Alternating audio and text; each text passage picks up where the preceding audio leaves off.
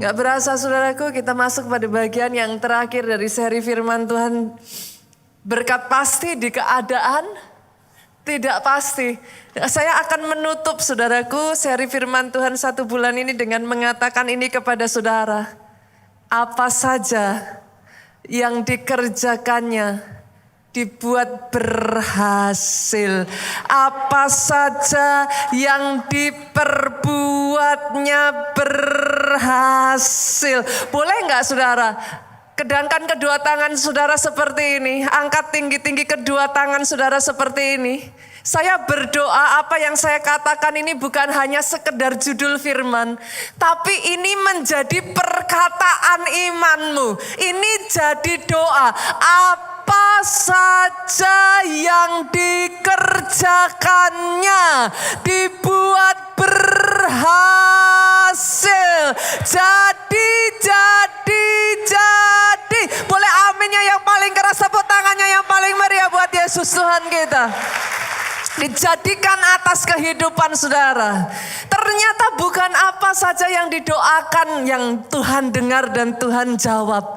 Tapi apa yang diperbuatnya. Itu sebabnya lihat kiri kananmu saudaraku. Senggol kiri kananmu, katakan ayo kerja. Ayo kerja. Harus kerja. Karena lewat kedua tangan ini Dia memberkati engkau. Saya akan mengajak saudara kita lihat yuk Kejadian pasalnya yang kedua, ayatnya yang keempat sampai ayatnya yang kelima. Ayat keempat ngomong gini saudaraku. Demikianlah riwayat langit dan bumi pada waktu diciptakan. Saya berhenti sampai di sini dulu ya. Kalau saudara membaca di dalam Kejadian pasal yang pertama, maka saudara akan mendapatkan itu adalah momen penciptaan. Itu momen di mana mandat diberikan. Tapi kalau saudara berjalan lagi dan saudara membaca di Kejadian pasal yang kedua, maka saudara akan menemukan itu adalah momen setelah penciptaan.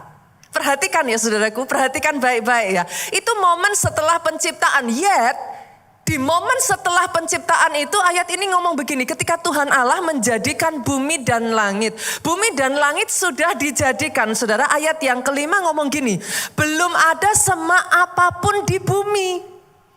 Belum timbul tumbuh-tumbuhan apapun di padang. Jadi bertanya-tanya enggak saudara? Buat saudara yang cukup jeli ketika membaca maka akan muncul pertanyaan. Katanya sudah diciptakan. Tapi bagaimana bisa? Belum muncul saudaraku. Belum ada tanaman yang tumbuh dari sana saudara. How can it be? Kita baca kalimat selanjutnya yang dengan sendirinya akan menjawab pertanyaan itu saudaraku. Sebab Tuhan Allah belum menurunkan hujan. Saya tanya ya sebelum saya lanjutkan ya. Ada dua penyebab saudara. Kenapa sudah diciptakan tetapi kok belum tumbuh? Yang pertama sebab Tuhan Allah belum menurunkan hujan. Pertanyaan saya jadi gini. Siapa yang berkuasa menurunkan hujan? Langsung ada jawabannya ya. Tuhan Allah.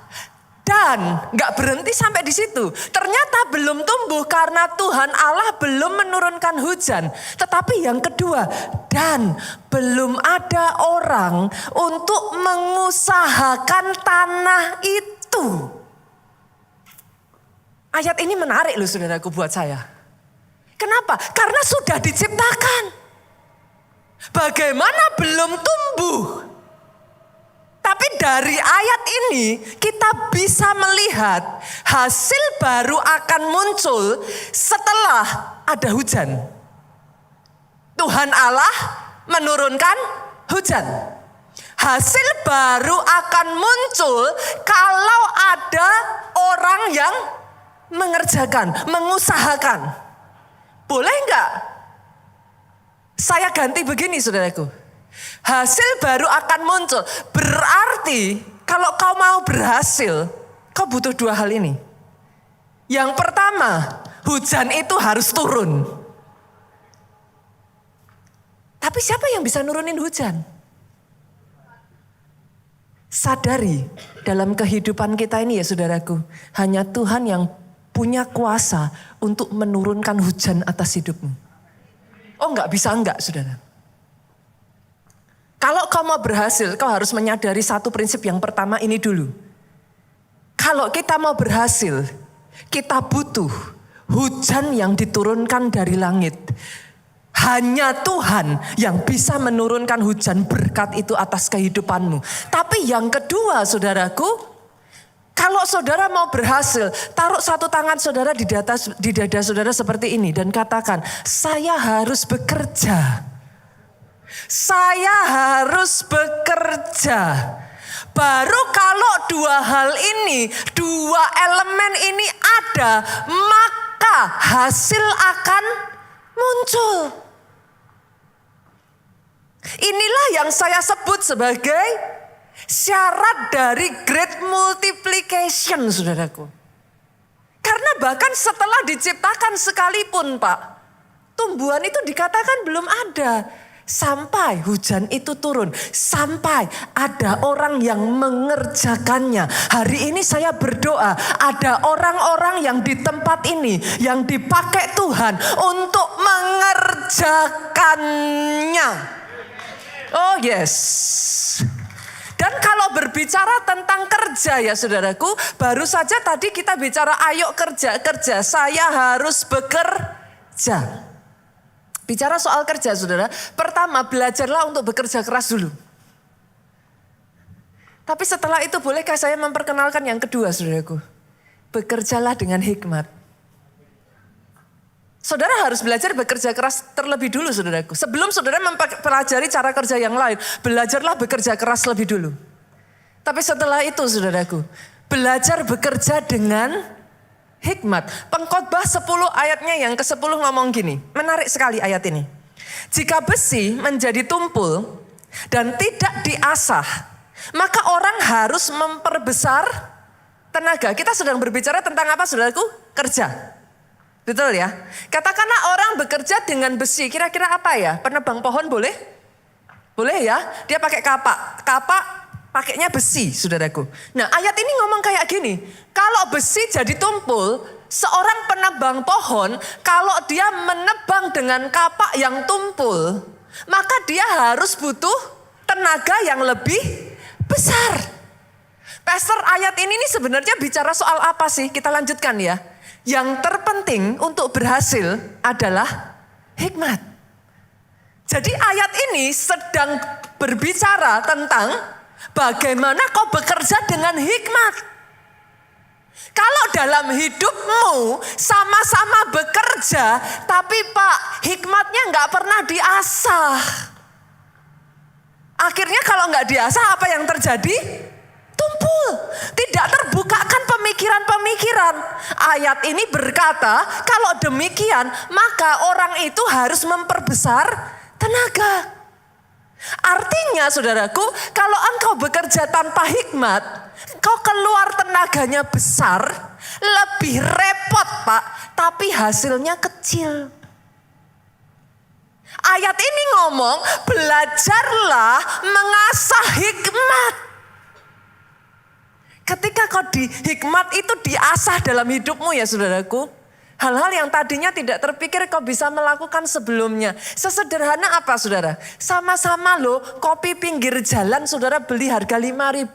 Starbucks aja kasih merek dari Amerika gitu aja saudaraku. Saudara beli 10 kali lipat. Berapa banyak di sini yang sama seperti saya suka leker pinggiran jalan saudara? Yang diputer itu loh saudara. Kau pernah makan gak? Leker jadul pernah ya? Itu saudara beli berapa sih harganya? Di Jakarta saya beli terakhir masih dapat lah 2.000 saudaraku. Tapi begitu saudara jadikan the crepes, harganya sudah berapa saudara? Saudara bisa mengerti yang saya maksudkan? Itu sebabnya saudaraku, asahlah hikmat. Bekerjalah dengan hikmat. Berbicara soal hikmat ini saudara, sama-sama kalau saudara bekerja. Izinkan saya mengatakan ini.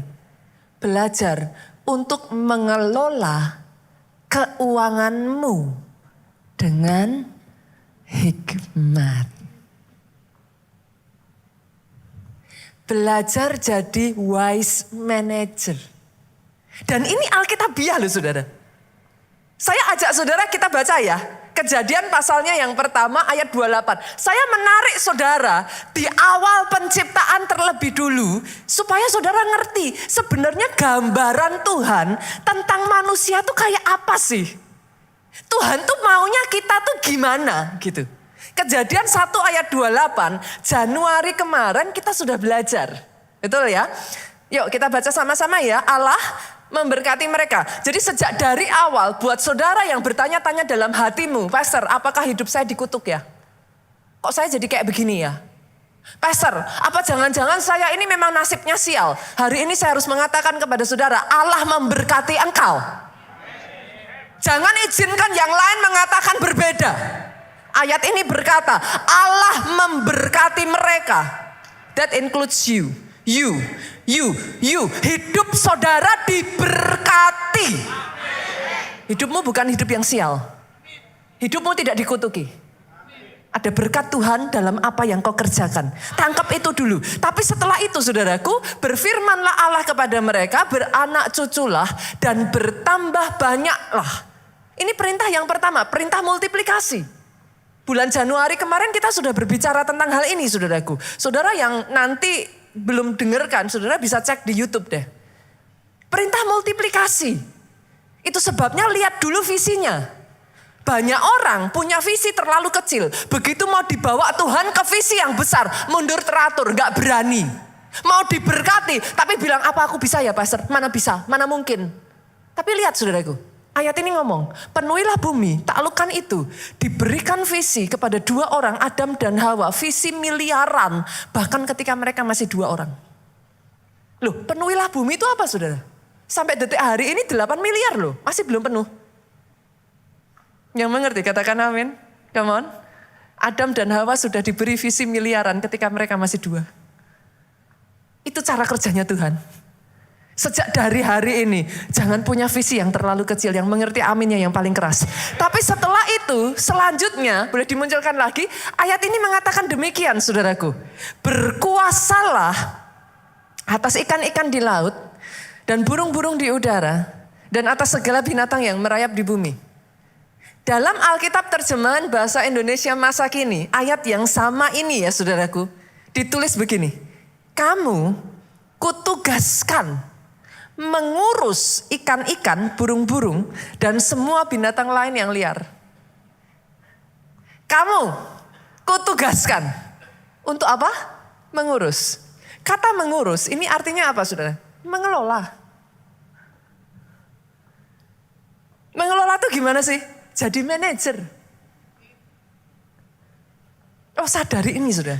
Sejak dari awal Tuhan itu sudah menetapkan saudara dan saya untuk mengelola, jadi manajer, memanage dunia ini. Oh saya berdoa saudara bisa tangkap ini loh. Saya berdoa saudara bisa tangkap rema ini. Karena sejak dari awal ini kata kuncinya. Belajar untuk mengelola dengan bijaksana. Saudara ditugaskan untuk mengelola. Certainly is. Kalau saudara mau 2024 ini, the year of great multiplication jadi atas hidupmu. Belajarlah melola keuangan saudara dengan baik. Simpel saudaraku. Sebagian dari saudara akan berkata, Pastor, ini selalu jadi pertanyaan banyak orang. Saya tuh heran kenapa kok yang ditanyakan selalu itu, Pastor, saya itu nggak punya modal untuk bersaing. Boro-boro great multiplication. Saya nggak punya koneksinya. Hari ini ya saudaraku izinkan saya mengatakan ini. Bahkan kalau saudara belum punya modal yang cukup. Ataupun koneksi yang cukup. Kalau saudara punya wisdom to manage. Hikmat untuk mengelola. You will succeed. Kenapa saya berani katakan demikian saudaraku? Saudara lihat kisah dari Yusuf. Pada saat Yusuf datang ke Mesir. Dia tuh datang sebagai budak loh. Budak itu punya apa? Maafkan saya ya saudaraku, can I compare it with you? Ada di sini yang seorang budak? I don't think so. Kita semua orang merdeka yang mengerti, katakan amin. Yusuf itu bahkan datang ke Mesir sebagai budak. Sekarang kalau budak ya saudara, menurut saudara punya modal? Ya jelas enggak lah. Punya koneksi, boro-boro. Itu dua hal yang tidak akan pernah dipunyai oleh Yusuf. Tapi listen to me, Yusuf punya kemampuan untuk mengelola. Hikmat untuk mengelola. Itu sebabnya kalau saudara baca di dalam ayatnya selalu diperkatakan begini. Di rumah Potifar yang dipercayakan kepada Yusuf berhasil. Itu apa saudara? The wisdom to manage. Bahkan dimasukkan penjara. Di penjara pun dia berhasil. Yang mengerti aminnya yang paling keras. Banyak orang mengandalkan modal. Saya tidak menyalahkan saudara untuk itu loh saudara. I can understand. Banyak orang mengandalkan koneksi, Boel. Saya harus mengatakan kepada saudara, kunci keberhasilan sudah Tuhan taruh dalam hidupmu. Engkau ditentukan untuk menjadi seorang pengelola. Oh yes, yang perlu kau lakukan, belajar. Jangan bandingkan dirimu dengan si A, si B, si C. Lihat ke dalam dan setelah itu asah hikmat yang ada dalam hidupmu. Oh come on. Karena kalau saudara mengasah hikmat itu, the wisdom to manage. Apa saja yang ditaruh di tanganmu berhasil kok. Dengan cara demikian Pak, dari yang kecil kau dipercayakan sama seperti Yusuf toh. Di rumahnya Potifar dia dipercaya, di penjara dia dipercaya. Lama-kelamaan saudaraku, dia dipercayakan istana. You don't have to have one yet. Saudara nggak perlu punya satu istana dulu. Tapi kalau saudara tahu bagaimana cara mengelola supaya satu istana itu berhasil, engkau akan dipercayakan istanamu sendiri. Oh aminnya yang paling keras. Saya berdoa ya hari ini ya saudaraku belajar melihat surpass, melampaui dirimu. Di dalam dirimu dia sudah taruh DNA itu yang mengerti aminnya yang paling keras. Hari ini yang perlu kau lakukan asah. Jangan hanya berdiam. Mulai dengan hal yang simple. Saya harus bekerja. Saya harus bekerja. Itu hal yang sangat-sangat simpel saudaraku. Dimulai dari kita bekerja. Tapi setelah kita belajar ya saudara untuk memanage. Nah setelah kita belajar untuk memanage, dengar ini saudaraku. Kenapa? Kenapa kok memanage ini menjadi satu hal yang sangat krusial? Karena segala sesuatu yang tidak dimanage dengan baik, tidak dimanage dengan bijaksana Bu, akan habis. Saya jamin ya saudara, saudara dapat warisan besar sekalipun ya, tidak dikelola, habis kok. Pernah dengar cerita orang-orang yang mendapat lotre? Nah, secepat itu naiknya, secepat itu hancurnya. Kenapa? Karena tidak belajar cara memanage. Saudara dipercayakan ya, katakanlah ya saudaraku dipercayakan orang tua saudara toko kecil lah, minimarket kecil. Tapi kalau saudara tidak belajar memanage, habis tuh. Sama loh, di gereja juga sama. Berapa banyak di tempat ini yang adalah KKS atau leader di tempat ini, boleh lambetin tangan saudara. Boleh saya lihat tangan-tangan terlambat? Oh banyak loh. Jangan malu saudaraku, boleh saya lihat tangan-tangan terlambat? Saya melihat ada banyak nih. Oke, turunkan tangan saudara. Saudara yang di sini adalah KKS, saudara leader, perhatikan ini. Kalau engkau tidak belajar memanage SDM yang Tuhan percayakan di bawah saudara, orang-orang yang Tuhan percayakan, habis loh. Habis saudara. Gereja juga sama, keluarga juga sama. Halo, suami istri? Kalau engkau tidak belajar memanage keluarga, hancur loh itu keluarga. Anak gak pernah diurus. Rumah keuangan ya saudaraku selalu besar pasak daripada tiang. Habis gak itu? Habis. Gak bisa disangkal ya saudaraku, keuangan pegang peranan penting dalam pernikahan loh. Penyebab terbesar perceraian, bukan perbedaan pendapat. Bukan yang lain-lain, tapi keuangan. Saya berdoa hari ini saudara bisa melihat ini. Segala sesuatu yang tidak di-manage dengan bijaksana, endingnya habis. Jadi belajar untuk memanage. Bahkan belajar untuk memanage bisnis saudara. Belajar untuk memanage apa yang Tuhan percayakan dalam kehidupan saudara. Pertanyaan saya sekarang, Pastor. Kalau gitu, saya sudah tahu nih, I am called. Saya dipanggil untuk menjadi pengelola dunia ini. Saya dipanggil untuk menjadi seorang wise manager. Kalau gitu apa yang harus saya kelola dalam hidup saya? Yang pertama, saya bagikan 3 poin ya Pak. Yang pertama, sebelum saudara mengelola yang lain-lain, boleh nggak sih saudaraku kelola diri kita sendiri yuk? Yang mengerti katakan amin. Boro-boro saudara mau mengelola yang lain-lain, ayo kelola diri kita dulu. Pastor, apa yang harus dikelola dari diri saya? Manusia terdiri dari apa? Roh, jiwa, tubuh. Pengelolaan yang pertama always start with God, saudaraku. Selalu mulainya dengan Tuhan. Artinya apa? Yuk dikelola kehidupan rohani kita yuk. Yang mengerti katakan amin. Kelola hubunganmu dengan Tuhan yuk. Loh kalau sama Tuhan aja gak pernah punya waktu kok mau ngelola yang lain-lain. Yang mengerti katakan amin. Dunia dan seisinya punya siapa sudah? Kalau saudara mau dibukakan channel, saudara butuh siapa sih? Nah, saya berdoa pemahaman ini saudara tangkap ya. Banyak orang Kristen salah loh.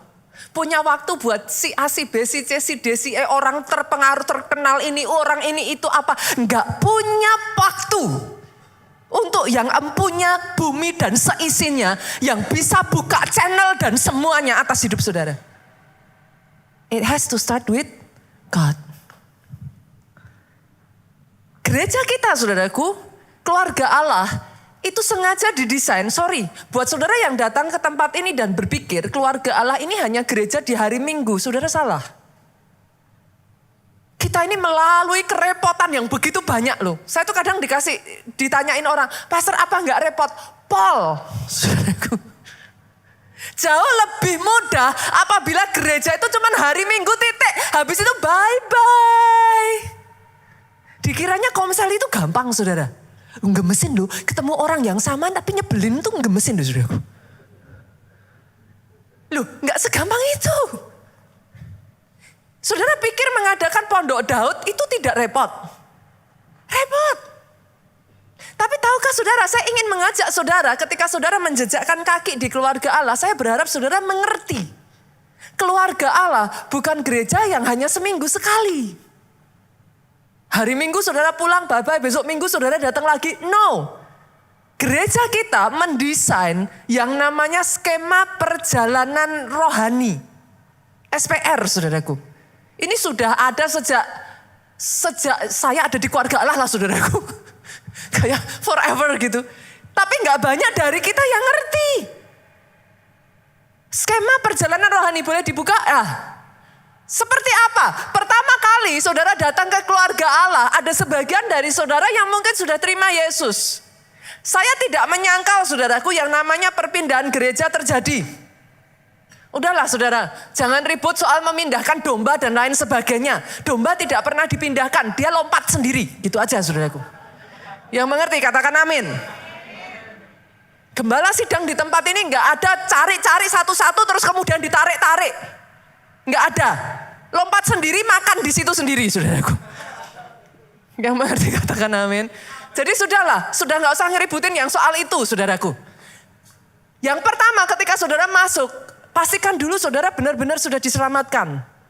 Banyak orang Kristen, saudara mungkin pindah dari satu tempat ke tempat lain. Tapi setelah itu yang tidak saudara pastikan keselamatan dalam hidupmu. Kenapa saya katakan demikian? Banyak orang Kristen kalau ditanya ya, jujur ditanya ya. Kamu yakin gak? Nanti satu kali kamu pulang, kamu masuk surga. Memangnya boleh yakin ya? Nah, berarti saudara bahkan belum yakin dengan keselamatan saudara. Itu sebabnya saya ajak saudaraku yang pertama, pastikan keselamatan lebih dulu. Setelah itu apa, Pastor? Baptis yuk. Baptis yuk. Setelah itu saudara digabungkan. Mulai belajar saudaraku, komit ibadah dulu boleh nggak saudara? Harus di-manage loh. Karena setiap orang punya kesibukan. Itu sebabnya kenapa saya mengatakan sebelum kita manage yang lain-lain, manage diri kita dulu. Dimulai dari roh kita. Nah kalau roh itu urusan gereja saudara. Yang mengerti katakan amin. Urusan gereja itu bukan entertainment, ini tambahan aja saudaraku. Tapi urusan gereja, saudara datang di gereja, roh saudara harus bertumbuh. Yang mengerti aminnya yang paling keras. Kalau saudara di dalam gereja dan roh saudara tidak bertumbuh, something is wrong. Karena fungsi sebuah gereja adalah untuk supaya rohmu bertumbuh. Itu sebabnya yuk gabung dulu dalam ibadah minggu. Senggol kiri kanan, komit ya. Karena kadangkala nggak bertumbuh rohnya, simple. Saudara di rumah ada di sini yang punya tanaman, boleh lambaikan tangan? Oke, ada ya, ada. Hanya satu aja. Nggak, yang lain nggak ada, di Jakarta jarang yang punya tanaman. Saya pikir apa Jakarta lain ya sama di daerah gitu kan saudaraku. Nah, bagi saudara yang punya tanaman, bisa nggak sih saudara seenak hatinya? Hari ini saudara mood nih disiramin. Oke, minggu depan saudara nggak mood, nggak disiramin. Terus saudara bilang, kenapa ya tanaman saya kok nggak hidup? Ada yang, itu kan jawabannya mudah toh saudara. Kenapa? Lah yang nggak disiramin secara konsisten kan? The same. Roh saudara juga sama. Hari ini saudara ibadah, disirami, dia mekar. Besok minggu depan saudara nggak mood, nggak disirami, dia mati. Ya sudah toh saudaraku. Yang mengerti katakan amin. Berarti yang kedua apa saudaraku? Komit dulu ya. Ibadah minggu ya. Setelah itu komit komsel. Pastor, saya tuh udah sibuk, masih ditambah dengan komsel. Komsel orang-orangnya nyebelin. Tahukah saudara, gereja itu memang didesain sama Tuhan, besi menajamkan besi. Kalau saudara nggak mau gesekan, lah ya salah tempat toh saudara. Loh, coba renungkan perkataan saya. Banyak orang keluar dari gereja karena nggak kuat gesekannya. Tuhan maunya memang digesek. Terus gimana? Saudara bisa mengerti yang saya maksudkan? Gesekan itu perlu. Salah paham itu perlu. Bertemu dengan orang-orang yang nyebelin itu berkat. Lah gimana saudara? Dengan cara itulah, dari situ ya saudara itu belajar untuk mengatasi masalah, belajar untuk bertabrakan. Disitulah kedewasaan rohanimu muncul. Lah kalau dikit-dikit gesekan keluar, saudara mau pindah gereja manapun saya jamin. Saya jamin, karena gereja didesain sama Tuhan supaya manusia menajamkan sesamanya dengan tujuan apa? Anak panah itu runcing. Selama anak panah itu tumpul, nggak akan ada yang mau pakai itu anak panah. Senggol kiri kanan lagi. Kayaknya baru tahu deh. Pak, kalau gereja itu ternyata memang gesekan ya.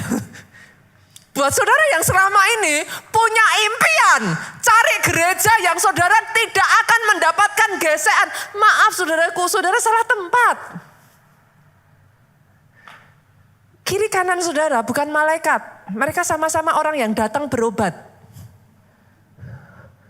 In case saudara berpikir semua orang yang ada di gereja malaikat, ya gimana ya saudara? Angel to be gitu aja saudara. Ya akan gitu kan. Akan. Nantinya tujuannya ke situ. Tapi masih dalam proses. Kalau masih dalam proses dan saudara tabrakan, saudara keluar, saudara yang rugi. Terima itu saudara, telan itu. Bertumbuh dengan sehat. Tahu caranya ngadepin masalah. Bukan menghindari masalah. Di gereja keluarga Allah saudara tidak diajari menghindari masalah. Tapi tahu, Karena masalah akan terus datang. Gimana caranya menang? Kan gitu. Nah, itu sebabnya ikut komsel. Habis itu baptis. Baptis. Senggol kiri kanan, baptis. Bila perlu injak kakinya, baptis. Gitu saudaraku. Nah saya tuh kadang gak habis pikir loh. Banyak orang Kristen udah bertahun-tahun loh. 10 tahun loh saudaraku jadi orang Kristen. Saya tanya ya, kenapa sih gak baptis? Jawabannya tuh gini loh. Saya gak layak pastor. Saya masih berdosa. Saudara mau nunggu gak berdosa? Di surga. Loh, selamanya loh jujur loh saudara. Adakah di sini sekalipun saudara sudah jadi orang Kristen 20 tahun yang gak pernah berbohong? Hah? Coba senggol kiri kanan dong. Kita sesama orang berdosa. Loh ya, mau bohong putih, mau bohong apapun adalah bohong. Dan selama bohong itu, anak kecil aja tahu. Bohong itu. Anak sekolah minggu aja tahu kok. Kenapa kita dibaptis saudaraku? Baptisan itu seperti meterai saudara. Baptisan itu bukan saudara nunggu nggak dosa lagi baru baptis. No. Baptisan itu satu tanda, penanda dalam hatimu yang mengatakan sejak dari hari ini aku dilahirkan kembali. Aku ditenggelamkan mati bersama dengan kematian Kristus. Aku dibangkitkan dengan kebangkitan Kristus. Dengan satu understanding. Engkau dimampukan mengalahkan dosa. Jadi setiap kali saudara mengingat momen baptisan. Saudara dikasih kekuatan. Aku tidak sendirian. Aku bangkit bersama dengan kebangkitan Kristus. Aku dimampukan mengalahkan dosa. Oh aminnya yang paling keras. Setelah itu saudaraku lanjut som. Boleh gak sih dengan bangga dong? Atau nanti saya jadi sakit hati ya saudara. Berapa banyak yang sudah ikut som? Gak sakit hati kok saudaraku. Cukup banyak ya. Puji Tuhan saudaraku. Kenapa som? Som itu menumbuhkan akar supaya saudara tahu dasar kekristenan. Jadi gak gampang goyah. Nanti kalau saudara gak belajar, yang terjadi gini. Katanya si A, katanya si B, katanya si C. Gak habis-habis saudaraku. Tahukah saudara, gereja itu ada dua. Gereja universal dan gereja lokal.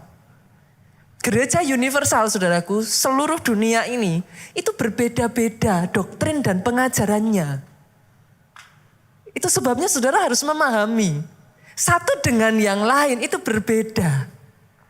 Saudara gak bisa, kepengen durian, ada rambutnya, punya rasa jeruk, gak bisa. Itu monster saudara. Ketika saudara masuk di dalam sebuah gereja, mereka nanti akan mengajarkan di gereja itu apa yang dipercaya. Kalau saudara memilih di sana, bertumbuhlah dan pegang apa yang dipercaya di sana. Saudara nggak bisa, lah itu katanya. Memang masing-masing punya kepercayaan yang slightly different, saudaraku. Tapi Yesus tuh ngomong gini, selama dia mengaku Yesus Kristus itu Tuhan, kita bersaudara. Yang mengerti aminnya yang paling keras. Karena nanti doktrin tentang Roh Kudusnya bisa berbeda. Doktrin tentang baptisannya bisa berbeda. Doktrin tentang akhir zamannya bisa berbeda. Ini saya being fair ya saudaraku. Supaya saudara memahami ya. Ketika saudara masuk dalam sebuah gereja, saudara sudah mengerti. Itu sebabnya ikuti somnya. Sekolah orientasi melayani. Saudara dipersiapkan sehingga saudara punya dasar kekristenan yang kuat. Next, berikutnya encounter. Nah, encounter di gereja kita ini saudaraku, kita mengajarkan bagaimana saudara keluar dari masa lalu. Satu orang, maksimal 2 orang itu punya satu konselor saudara. Karena banyak orang Kristen, jadi orang Kristen, tapi ekornya masih dipegang. Akhirnya gak bisa bebas. Dia jadi orang Kristen tapi masih berdiri di 2 pijaan. Gak pernah bisa saudaraku. Encounter membantu saudara untuk keluar dari itu. Yang berikutnya ESBC. ESBC itu Elite Soldier Boot Camp saudaraku. Saya baru saja kemarin ya saudara, anak saya juga sekian waktu yang lalu ikut ESBC saudara. Itu dilatih. Banyak orang Kristen, maaf ya saudara, zaman sekarang ini kan zaman generasi stroberi itu. Nah orang Kristennya tuh juga banyak yang stroberi, imut-imut tapi rapuh gitu saudara. ISBC ini mengajarkan kepada kita, ayo jadi orang Kristen yang kuat. Jangan dikit-dikit nyerah, jangan dikit-dikit mundur. Ngalami masalah sedikit nggak bisa. Banyak anak muda zaman sekarang kan kayak gitu tuh. Kayak gitu kan. Saya tuh kadang suka ngobrol sama anak saya. Masih kecil kok sudah capek. Gimana kalau sudah besar saya bilang. Loh anak zaman sekarang coba. Disuruh ngerjain PR jawabannya apa?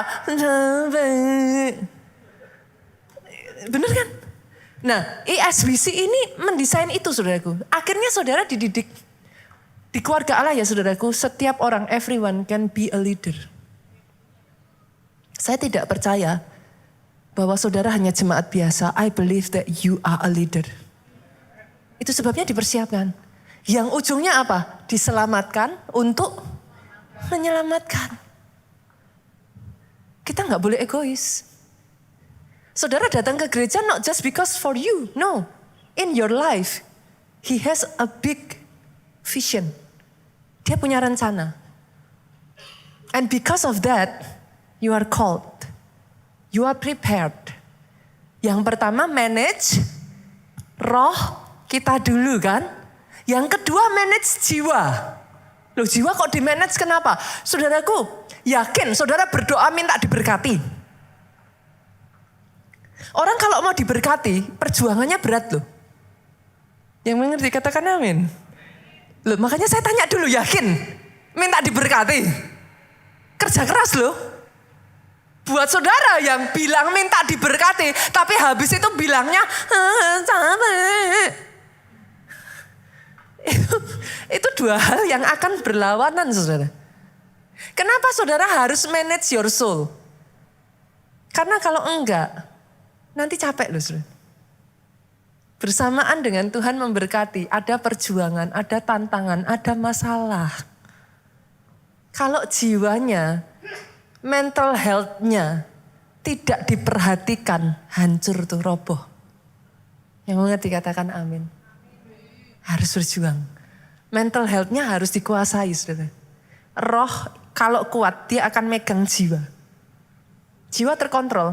Kalau rohnya belum kuat, jiwa ini akan cepat sekali saudaraku terombang-ambingkan. Jiwa itu apa toh isinya? Pikiran, perasaan, kehendak. Kan itu jiwa. Ketika rohmu kuat, perasaanmu mau goyah. Kok aku rasanya kok enggak ini ya? Rohmu langsung. Kau bukan hidup oleh apa yang kau rasakan, yang kau lihat, tapi oleh iman. Kan jadi kuat lagi sudah. Dipegang kan jiwanya. Itu sebabnya harus manage jiwanya. Yang ketiga, roh, jiwa, tubuh. Kesehatan juga harus di-manage loh Bapak Ibu. Halo, yang bintang-bintangnya bercahaya di mana-mana, saudara. Laporannya saudara cek darah banyak bintangnya. Senggol kiri kanan harus di-manage. Ayo, dimulai dari hal simple, tidurnya. Oke, tidurnya. Mulai hal simple berikutnya lagi. Yang masuk dalam tubuh ini loh saudaraku. Makanan kita. Simple lagi saudara, exercise. Harus di-manage kan? Nah, tadi kita bicara soal apa? Bekerja kan? Nah, saya tuh belajar saudaraku. Kita juga harus memanage pola kerja kita saudara. Di Jepang mereka itu saya belajar sesuatu yang unik. Mereka punya, mungkin banyak di antara saudara yang pernah dengar ya. Mereka punya satu filosofi yang namanya Ikigai. Pernah dengar gak ya? Ikigai, pernah ya?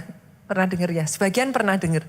Ikigai ini basically adalah satu filosofi tujuan hidup saudara. Mereka percaya bahwa jangan hanya bekerja untuk cari uang. Tapi mereka percaya kalau engkau bekerja, kerjakan apa yang kau cintai. Nah, langsung aja ya, saya jam aja ya, biar cepat ya. Ikigai itu dibelah menjadi 4 irisan, saudara. Yang pertama, kerjakan apa yang kau sukai. It's your passion. Itu jadi passionmu. Kalau engkau mengerjakan apa yang kau sukai, gak capek gitu saudara. Karena jadi bermakna. Yang kau kerjakan itu kayak dinikmati. You can enjoy it. Yang kedua, irisan yang kedua, ikigai itu percaya bahwa kerjakan apa yang kau kuasai. Beda antara yang kau sukai dengan yang kau kuasai. Tetapi akan luar biasa sekali kalau kau menguasai yang kau sukai.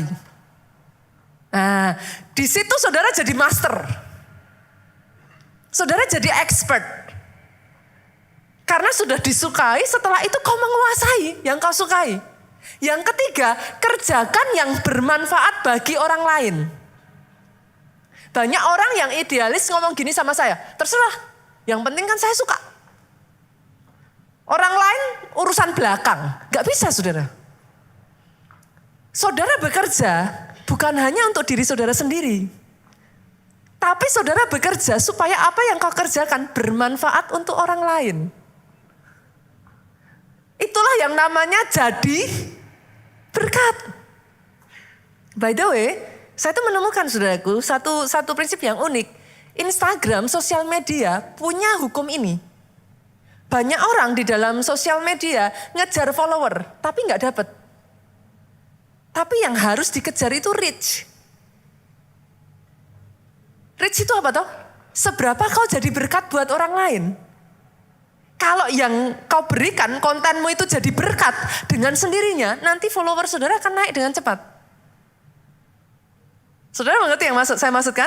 Itu sebabnya kita tuh bukan hanya mengerjakan apa yang kita sukai, nggak bisa. Harus yang bermanfaat bagi orang lain. Yang keempat saudaraku, kerjakan yang menghasilkan. Lah banyak orang suka tapi nggak menghasilkan saudaraku. Contoh ya, ada orang yang suka hobinya apa? Binatang. Tapi setiap kali binatangnya mau dijual nangis. Jangan, jangan. Lah akhirnya rumahnya penuh saudaraku. Satu-satu dikasih nama. Jangan lepaskan Susi. Lah gimana saudara? Nggak bisa.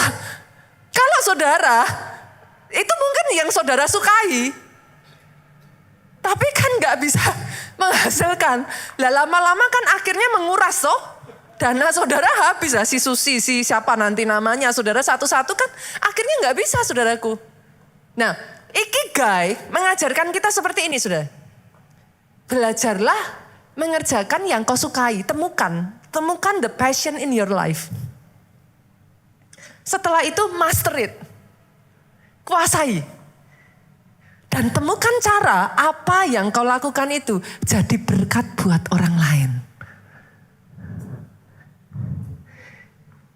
Kalau saya ditanya ya, Pastor, kenapa Pastor melakukan yang Pastor lakukan saat ini? Saya tidak melakukan yang saya lakukan karena saya istrinya Pak Jo, sudah. Dan banyak orang kan sukanya gitu ya.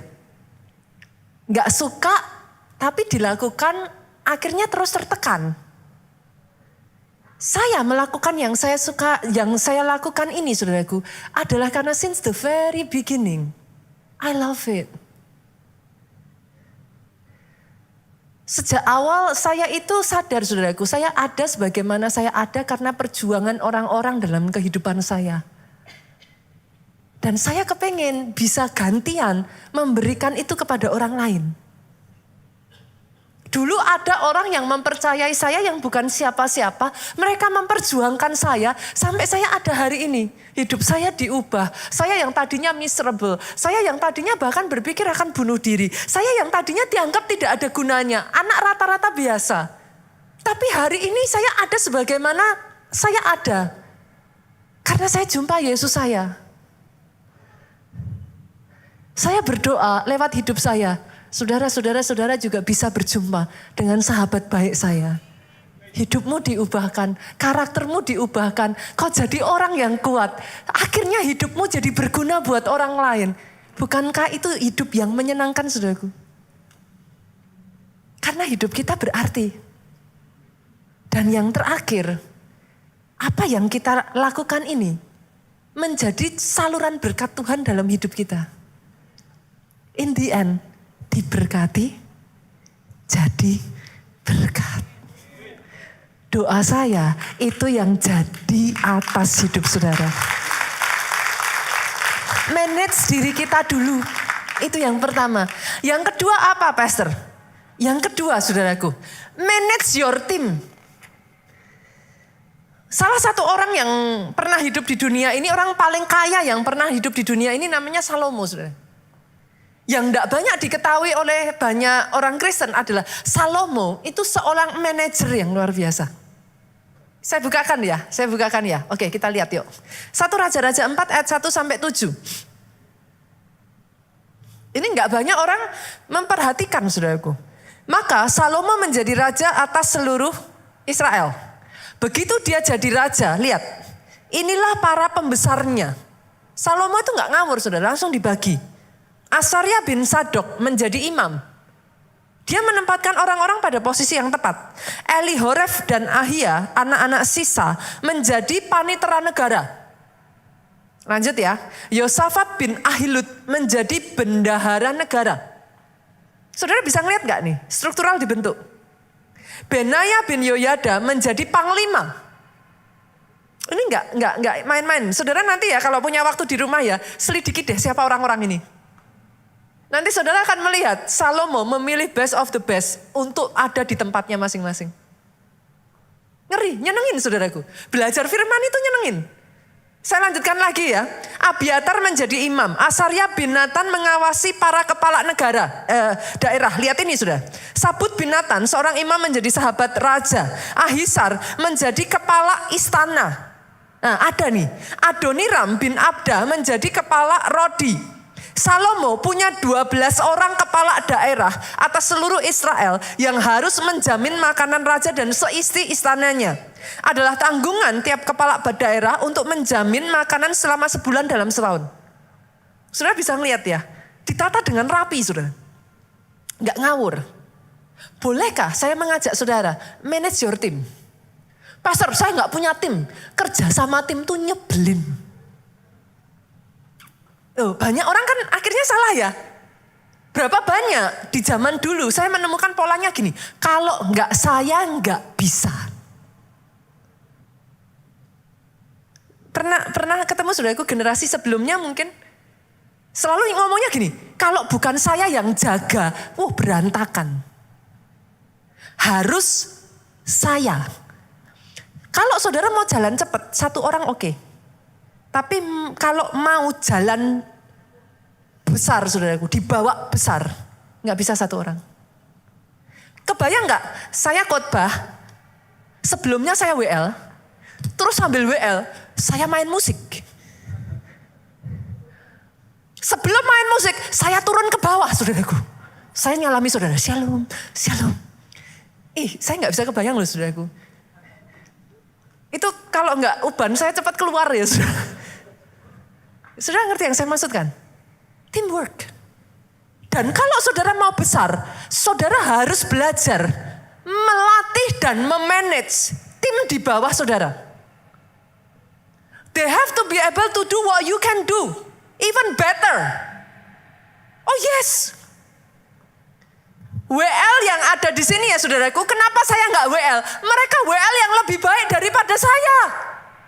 Yang mengerti amennya yang paling keras. Dan saya bangga. Karena mereka WL yang lebih baik daripada saya. Saya bangga karena di gereja kita ada orang-orang yang memainkan peralatan musik dengan luar biasa. I don't have to be everything. Yang mengerti amennya yang paling keras. Itu sebabnya kalau saudara mau dibawa Tuhan besar, manage your team. Spend time. Besarkan mereka, latih mereka, tularkan DNA saudara kepada mereka. Kalau enggak nanti mereka belajar DNA-nya yang lain. Bolehkah saya juga mengatakan, manage your kids. Tularkan DNA saudara kepada anak-anak saudara. Pastor, apakah pastor enggak boleh kita punya suster? Boleh. Apa pastor enggak boleh kita punya ART? Boleh. Jadikan ART dan suster saudara, tim saudara. Loh, come on. Jadikan anak-anak saudara, tim saudara.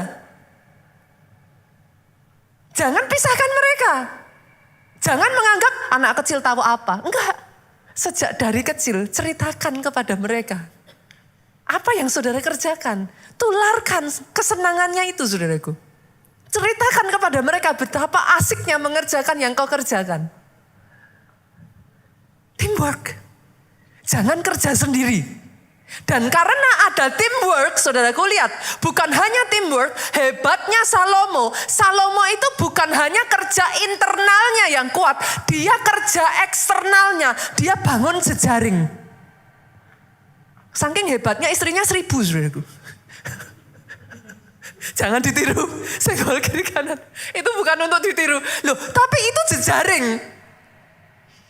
Itu cara dia mengamankan negara. Udah daripada perang, ambil satu istri. Daripada perang, ambil satu. Kan zaman itu saudaraku. Tapi jangan ditiru ya, Bapak Ibu. Kata Pastor Nita nanti dipotong gitu. Jangan. Tapi Salomo itu mengembangkan jejaring. Bagaimana saya tahu?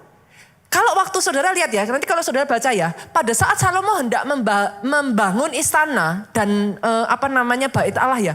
Dia pakai Hiram, saudara. Kenapa dia nggak pakai punyanya dia sendiri? Dia pakai yang namanya Hiram. Siapa Hiram? Hiram ini temannya Daud. Ini adalah orang yang disebut Daud sebagai ahlinya kayu, saudara. Hiram itulah yang menyediakan aras Libanon untuk pembangunan bait suci Salomo. Jangan takut yuk kerjasama dengan orang lain. Yang mengerti katakan amin. Jangan hanya saya. Yang lain gak bisa. No.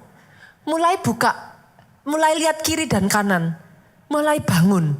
Networking satu dengan yang lain. Yang ketiga, yang terakhir saudaraku. Manage your finance.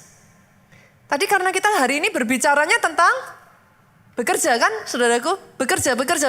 Manage your finance. Kalau saudara gak belajar memanage your finance, boleh gak tangkap ini? Minggu lalu kita sudah berbicara tentang yang namanya hutang. Oke ya. Poin pentingnya bukan seberapa besar gajimu. Tapi how you manage seberapapun gaji yang kau punya. Karena kalau tidak ada manajemen yang baik, saudaraku, gaji berapapun habis kok. Kan? Kemarin kita bicara ya, buy now, pay later kan? Ngeri kan saudaraku? Semakin besar gajinya ya hutangnya semakin besar kalau kita nggak hati-hati untuk memanage gitu. Nah, gimana cara manage-nya? Manage itu ada level-levelnya saudaraku. Ini saya minta boleh nggak saudaraku? Buka hati untuk kita belajar lagi yuk. Karena banyak yang nanti saya bagikan ini saudara bilang, saya sudah tahu pastor. Pertanyaan saya bukan apakah saudara sudah tahu, apakah saudara sudah melakukan? Yang pertama saudaraku, boleh nggak manage anggaran? Jangan nggak ada anggarannya, jangan remnya blong. Harus ada budgeting dong Bu. 1 bulan itu saudara sudah taruh dulu nih, budgetingnya kayak apa? Saudara mau tempatkan seberapa nih? Uang saudara pemasukan pengeluaran di budgeting. Rencanakan dulu nih. Kalau tidak ada budgeting, nggak ada visi, maka liarlah rakyat. Kacau, hancur saudara. Saudara harus punya visi.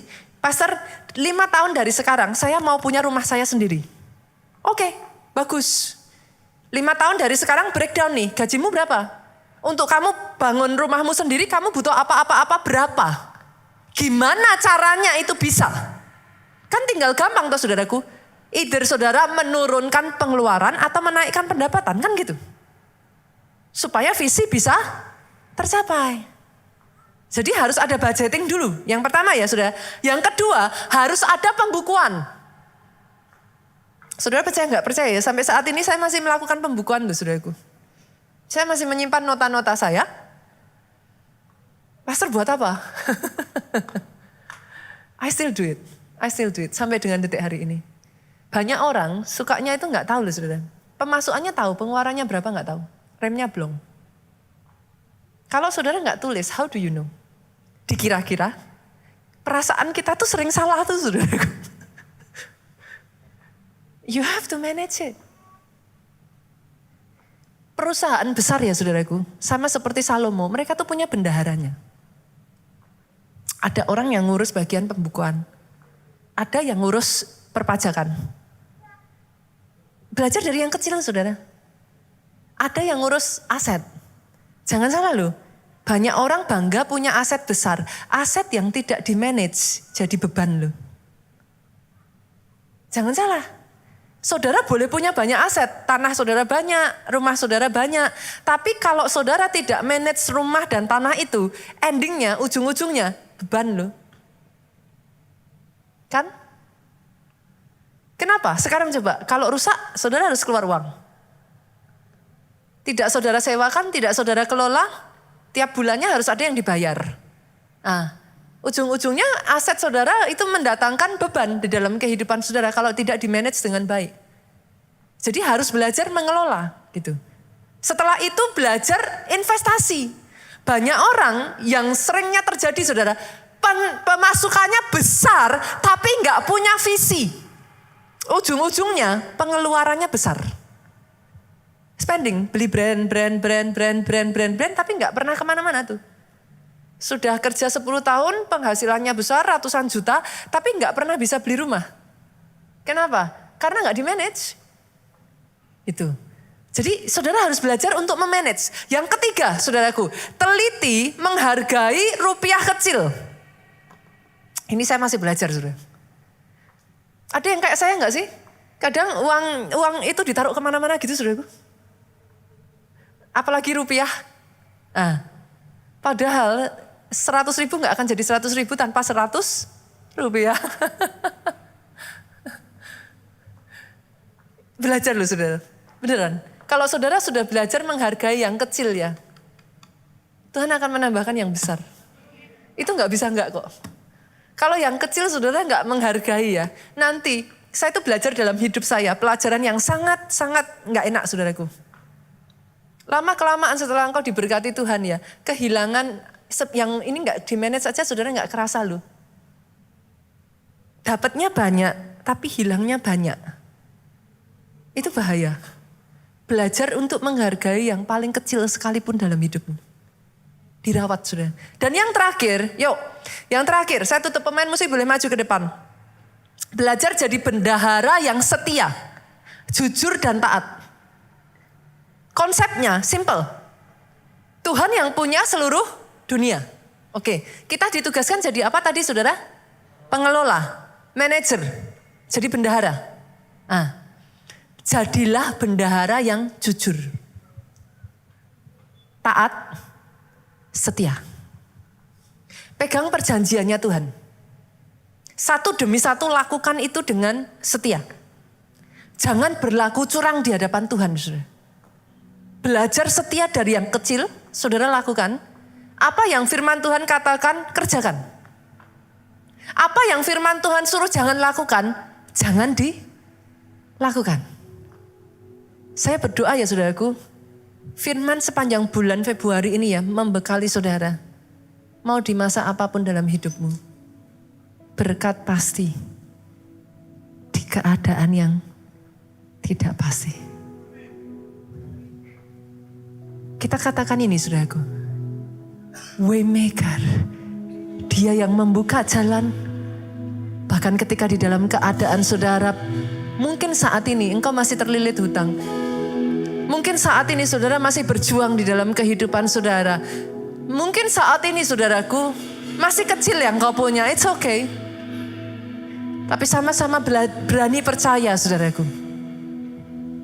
Dia Tuhan membukakan jalan dalam hidupmu. Sama-sama yuk. Waymaker, miracle worker. Bangkit berdiri jemaat Tuhan. My God.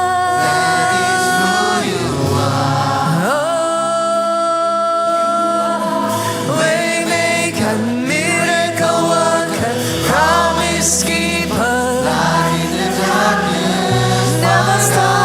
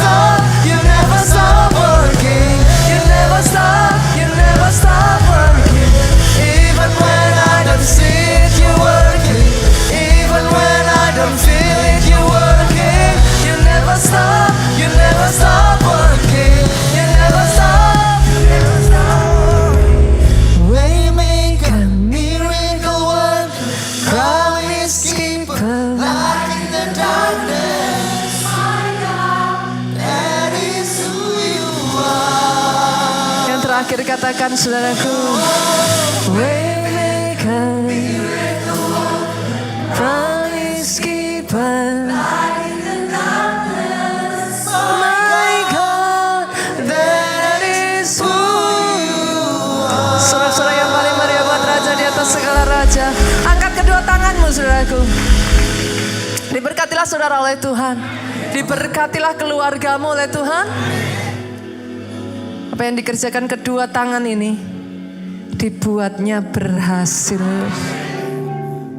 Pulang dari tempat ini saudaraku, bawa sukacita, damai sejahtera, cinta kasih yang daripada Allah Bapa, persekutuan dengan Roh Kudusnya sekarang sampai selama-lamanya. Engkau yang diurapi, yang diberkati, katakan dengan suaramu yang paling keras. Amin.